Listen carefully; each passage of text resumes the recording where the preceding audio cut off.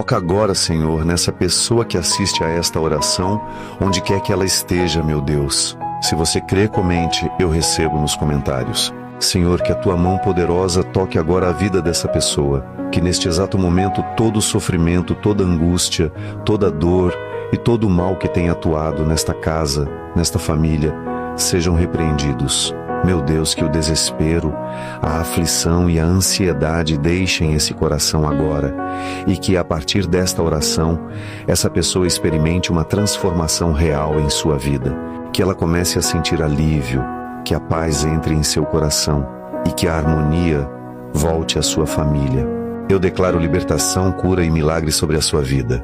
Em nome de Jesus, amém.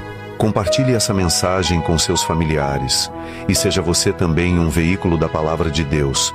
Que Deus te guarde, te proteja e te faça companhia.